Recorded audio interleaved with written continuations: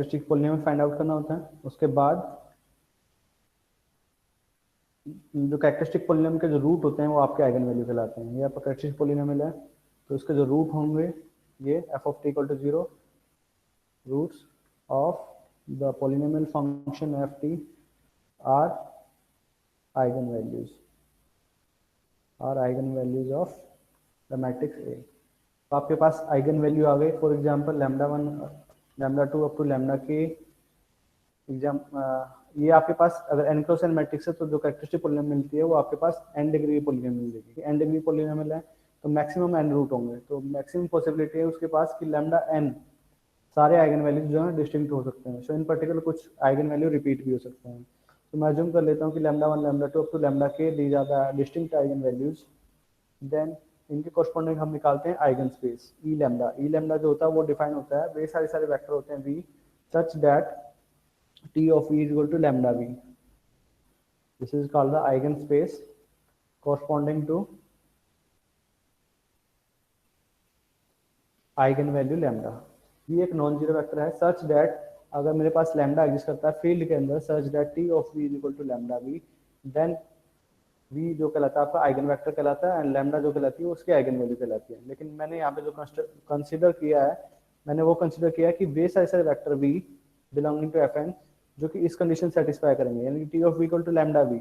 तो यहाँ पे जीरो को भी मैंने इंक्लूड कर दिया है। सो द 2 क्रॉस 2 की मैट्रिक्स है तो जो कैरेक्टरिस्टिक पॉलिनोमियल मिलेगा वो मैक्सिमम 2 डिग्री का मिलेगा। 2 डिग्री का पॉलिनोमियल तो मैक्सिमम n रूट हो सकते हैं उसके पास जो कि डिस्टिंक्ट हो सकते हैं। तो इसके पास दो रूट हैं 1 -1 and 3। So these are the eigen values. उसके कॉरस्पॉन्डिंग ये आपका b1 जो आपने डिफाइन किया वो ई लैम्डा ही है, E lambda 1 you can define E lambda 1 A minus का लैम्डा 1 आइडेंटिटी। उसके कॉरस्पॉन्डिंग जो हम आइगन वेक्टर निकालेंगे, we want to find out the eigen vector corresponding to the eigen value. पहला है हम लैम्डा की वैल्यू 3 के लिए हमने निकाला, तो a माइनस लैम्डा आइडेंटिटी ये हमने निकाला और x इक्वल टू 0 हमें शो करना है, ax equal to lambda x। a minus lambda identity into x equal to 0 इसको हमें सोल्व करना है and we want to find out x is non zero. तो ये हमने लास्ट क्लास में किया था। ये आपका आ गया था spanning set of this 1 to t belonging to r। So x is an eigenvector to the eigenvalue this if and only if it is of this form. T is non-zero इन्होंने लिया है, T is non-zero because eigenvector जो होता है non-zero होता है। Eigenspace corresponding to this, तो यहाँ पे किसको satisfy करता है, ax is equal to x, यानी all the element x belonging to F2 such that ax is equal to lambda x। अब ax is equal to lambda x से अगर जो मेरा solution आया है वो मेरा ये आया है। इन्होंने x नॉन जीरो लिया है लेकिन मैं यहाँ पे x की वैल्यू जीरो भी कंसिडर करूंगा, ठीक है। सो x बिलोंगिंग टू, क्योंकि जीरो तो हमेशा सेटिस्फाई करता है, a into zero equal to lambda into zero, तो zero is always satisfy. So x belonging to f2 such that ax equal to lambda x। तो ये आपका ये भी आएगा, t इन्होंने नॉन जीरो था तो ये आपका जीरो भी हो जाएगा, क्योंकि अगर t जीरो है तो x मेरा जीरो हो जाएगा। तो this is the t time of 1, 2 and t belonging to r। This is the आपका ये जो आपका है आइगन स्पेस आ गया corresponding to the eigen value lambda 1। Similarly ये आपका लैम्डा की वैल्यू 3 के लिए निकाला है। नेक्स्ट जो है लैम्डा की वैल्यू 1 के लिए इन्होंने किया है, -1 के लिए a माइनस का लैम्डा आइडेंटिटी, लैम्डा की वैल्यू -1 है तो आपका डायगोनल में प्लस हो जाएगा। सो दिस, और इसको हम सोल्व करेंगे a माइनस, इसको हम सोल्व करेंगे ax is equal to lambda 2x, यानी कि a माइनस का lambda 2 into x equal to 0 and we want to find out eigen vector, so x has to be non zero. तो इसको उन्होंने solve किया तो इनके पास जो x की वैल्यू आई है वो आए हैं x is equal to the t time of 1, -2 and t is non zero, क्योंकि t अगर जीरो हो जाएगा तो x जीरो हो जाएगा, but we want non zero. Therefore अब ये इसी का सॉल्यूशन है, इसका सॉल्यूशन है ax equal to lambda 2x का, और eigen space corresponding to the eigen value 2 x belonging to f2 such that ax is equal to lambda 2x इसके कॉरस्पॉन्डिंग। तो यहाँ पे तो ये इसका सॉल्यूशन जो निकला था हमारे पास ये निकला था, बट जीरो तो यहाँ पे ऑलवेज सेटिस्फाई करता है। तो this is the same thing spanning set of 1, -2 इसमें जीरो भी इंक्लूड है आपका, लेकिन ये आपका आइगन वेक्टर होता है, इसमें जीरो इंक्लूड नहीं होता है। तो दिस इज द 1, 1, 4, 1 इसकी हमने आइगन वैल्यू निकाली 3 एंड माइनस का 1, 3 एंड माइनस। तो इनके कॉरस्पॉन्डिंग जो आपके आइगन वेक्टर आए वो आए थे x equal to 1,2 and T आपका नॉन जीरो है। क्यों? क्योंकि अगर टी जीरो जाएगा तो एक्स जीरो जाएगा, बट ये आइगन वेक्टर है, आइगन वेक्टर देता नॉन जीरो होता है। सिमिलरली इसके कॉरस्पॉन्डिंग जो आइगन वेक्टर आए थे वो आए थे टी कॉमा 1 -2 एंड टी आपका नॉन जीरो है, क्योंकि मेरे को आइगन वेक्टर चाहिए, आइगन वेक्टर हमेशा नॉन जीरो होता है। तो इसके कॉरस्पॉन्डिंग मैं आइगन स्पेस भी डिफाइन कर सकता हूँ, लैम्डा 1 ये आपका है spanning set of 1,2, spanning set of 1,2।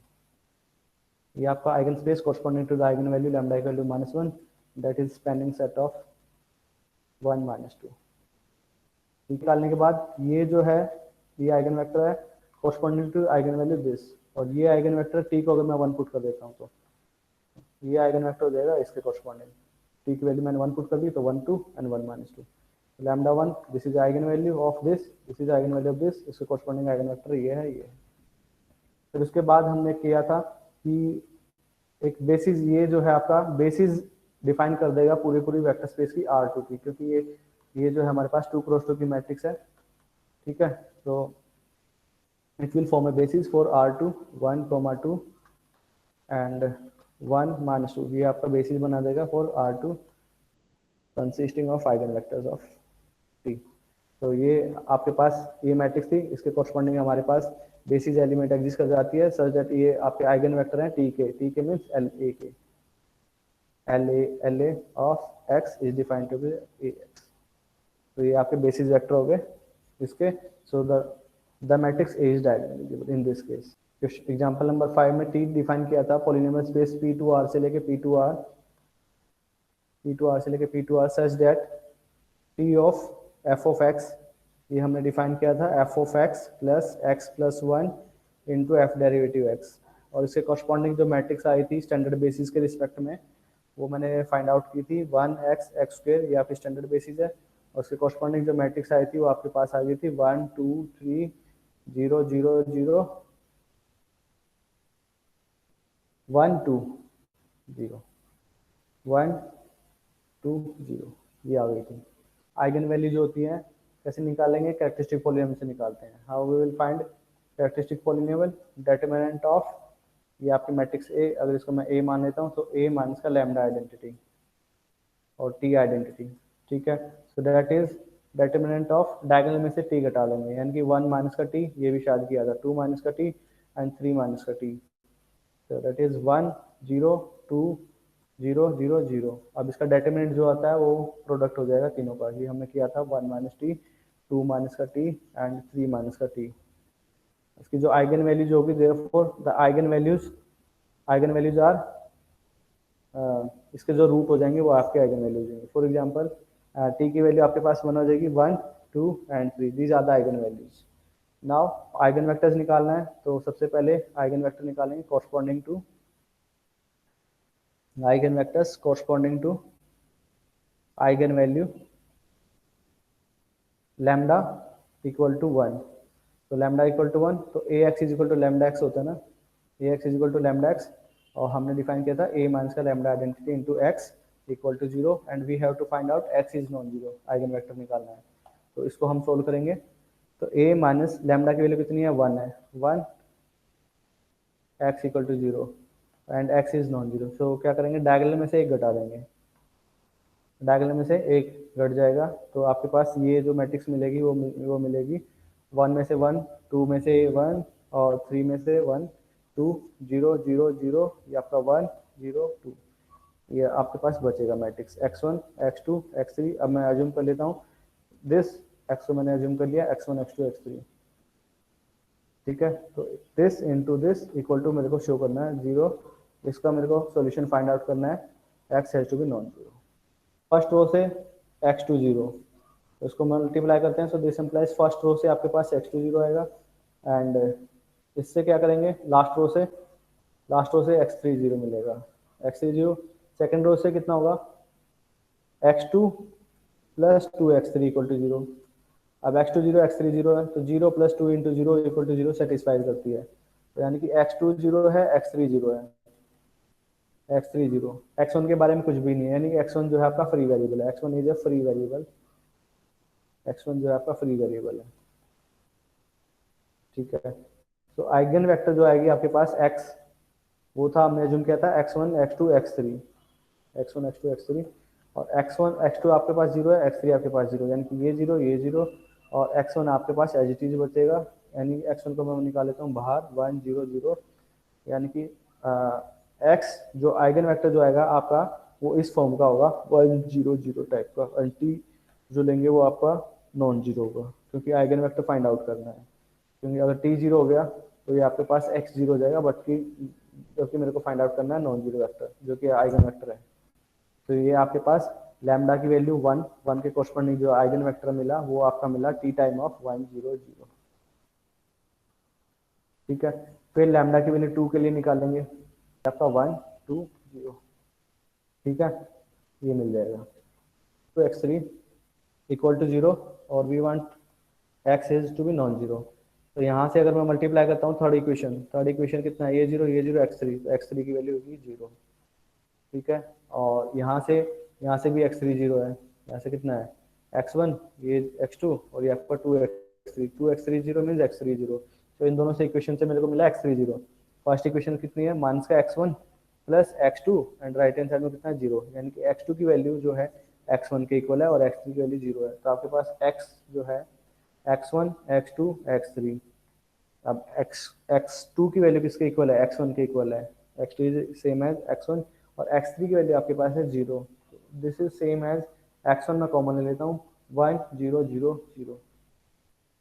जो इसके कॉरस्पॉन्डिंग जो लैम्डा की वैल्यू हमने 2 है, इसके कॉरस्पॉन्डिंग जो आपके पास आइगन वेक्टर मिलेगा वो आपका मिलेगा x will be of the form 1 1 1 0, and t आपका नॉन जीरो होगा, क्योंकि t अगर जीरो गया तो x जीरो जाएगा। तो ये आपके पास आएगी eigen vector corresponding to the second eigen value. Similarly you can find eigen vector for third component. Lambda की वैल्यू जो है आपके पास कितनी है, 3 है, तो 3 है तो a माइनस का 3 identity into X equal to zero. उसको लिए सोल्व करेंगे तो यहाँ पे कितना हो जाएगा, माइनस का 2 माइनस का 1, ये 0 0 0 0 1 2 0। अब फिर आप इसको सोल्व करेंगे x1 x2 x3। तो यहाँ पे 3 था तो 3 में से 3 गया 0, यहाँ पे कितना होगा 2 -1 मिलेगा, यहाँ पे -2 मिलेगा। अब इस इक्वेशन से 0 इक्वल टू 0 कुछ भी नहीं मिला। इस इक्वेशन से क्या मिलेगा, x1 0 है, यहाँ से मेरे को मिलेगा माइनस का x2 plus 2x3 equal to 0। तो दिस इम्प्लाइज x2 की वैल्यू किसके इक्वल है, x2 की वैल्यू होगी 2x3 के इक्वल।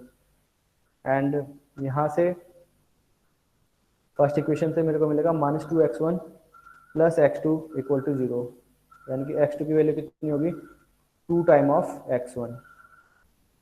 तो इसको हम फर्दर सिंप्लीफाई कर सकते हैं।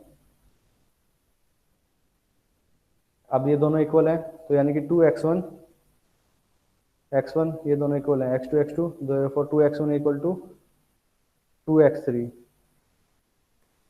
यानी कि x1 की वैल्यू आ गई x3 के इक्वल, की वैल्यू 2x1 के इक्वल है। तो x1 को मैं कॉमन ले लेता हूँ, ये आपको मिलेगा 1 2 1।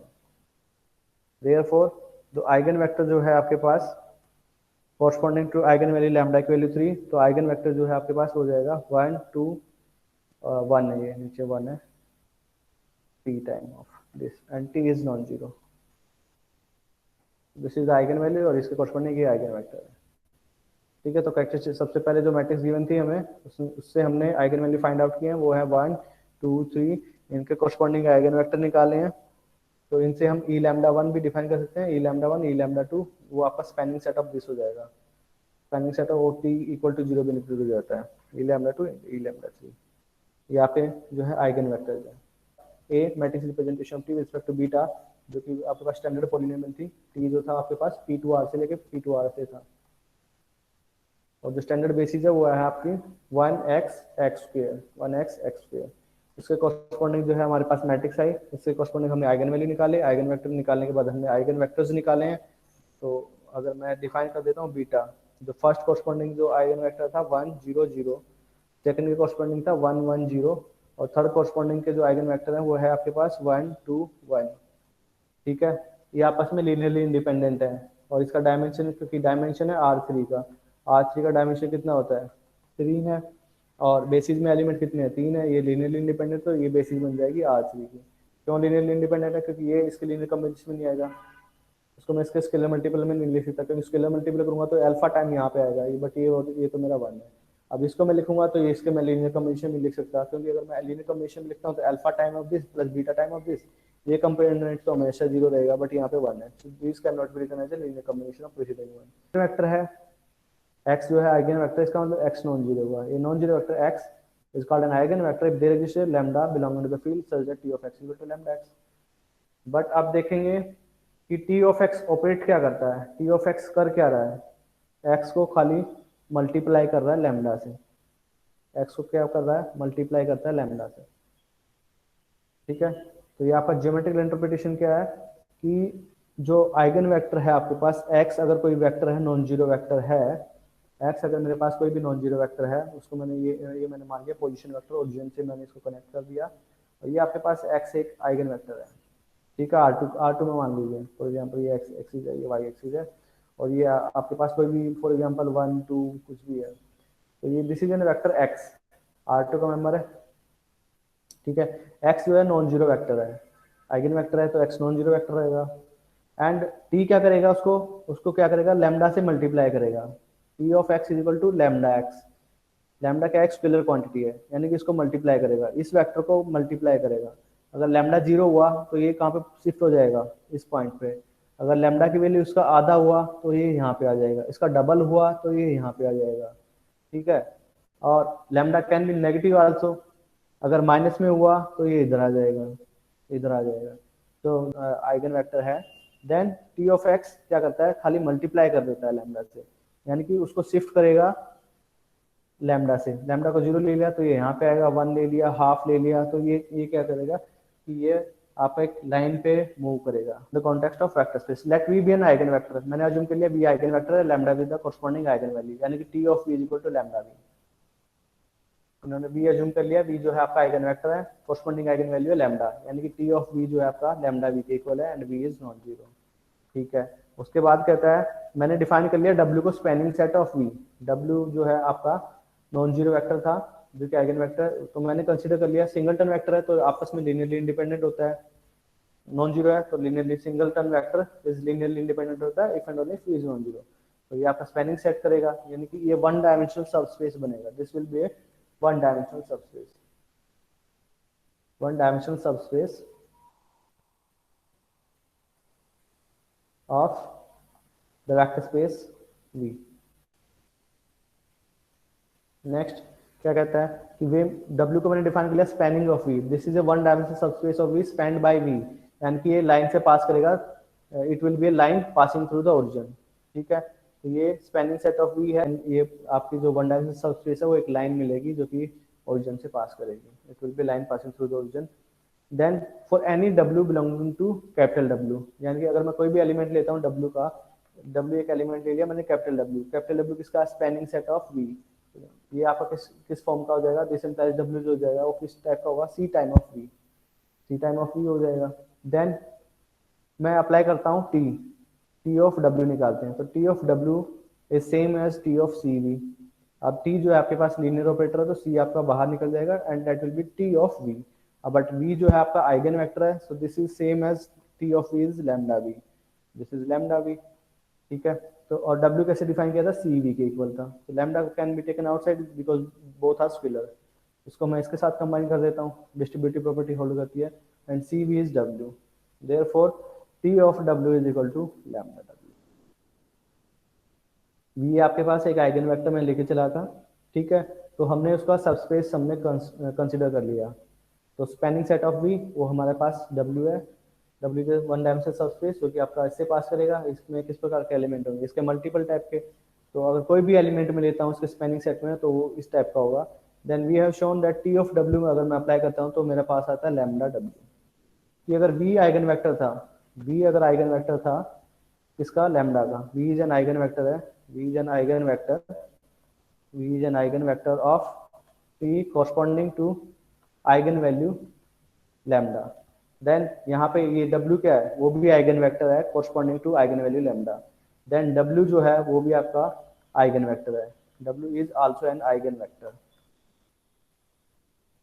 W is an also an eigen vector of T corresponding to the eigen value lambda, क्योंकि लैम्डा तो सेम है, सो v अगर आइगन वेक्टर है किसका, t का corresponding to some eigen value, then अगर इसका अल्फा टाइम अगर मैं मल्टीप्लाई करता हूँ तो वो भी है, यानी कि इसका स्केलर स्केलर मल्टीपल, w तो c भी था, ये तो स्केलर मल्टीपल है, सो दिस इंप्लाइज अगर ये आइगन वेक्टर तो इसका स्केलर मल्टीपल जो होता है वो भी आपका आइगन वेक्टर होता है, provided c is non zero, क्योंकि अगर c जीरो हो जाएगा तो आइगन वेक्टर नहीं आएगा, क्योंकि आइगन वेक्टर हमेशा नॉन जीरो लेके चलते हैं, ठीक है। बट ये आपका लाइन पे लाई करता है तो सी टाइम ऑफ सी यहाँ पे जीरो भी हो सकता है, it can be zero also in here, but in general ये आपका रिजल्ट है कि अगर यहाँ से अगर v आइगन वेक्टर है t का corresponding to eigen value lambda, then उसका अगर स्केलर मल्टीपल अगर मैं लेता हूँ तो वो भी आपका आइगन वेक्टर रहता है, प्रोवाइडेड जो है ये आपका नॉन जीरो होगा, t लाई करता है जीरो से लेकर लैम्डा लाई करता है इन दोनों के बीच में, then it will move closer to zero, zero की तरफ आएगा, ये अप्रोच करेगा, ये लैम्डा की वैल्यू 1 है तो आइडेंटिटी ऊपर जीरो है तो जीरो ट्रांसफॉर्मेशन मिलेगी, ग्रेटर देन है लैम्डा की वैल्यू तो ये आपका ओरिजिन से दूर जाएगा, ये आपके इनके बीच में है तो 0 से 1 के बीच में ही रहेगा, यानी कि 0 की तरफ आएगा, लैम्डा की वैल्यू नेगेटिव है तो ये आपके पास बैकवर्ड साइड में जाएगा। ये आपके पास डिफरेंट डिफरेंट केस हैं, इन्होंने डिस्कस किए हैं, क्या R2 से लेके R2 से लेके R2 पे such that A1 A2 is A1 minus का A2 पॉइंट है A1 A2 R2 में है, देन A1 तो एच है बट A2 का नेगेटिव हो जाएगा, A1 तो मेरा यही है बट A2 नेगेटिव नीचे आ जाएगा, तो this is the reflection about X axis, जिसके fine reflection about Y axis, ये आपका एलिमेंट है A1 A2, then we can define reflection about Y axis, आपका जो है A2 आपका सेम रहेगा और A1 जो है वो आपका माइनस हो जाएगा, so this is the second operator we can define R2 से लेके R2 such that T of A1 A2 is आपका सेकंड कंपोनेंट फर्स्ट कंपोनेंट में नेगेटिव हो जाएगा, तो दिस इज द रिफ्लेक्शन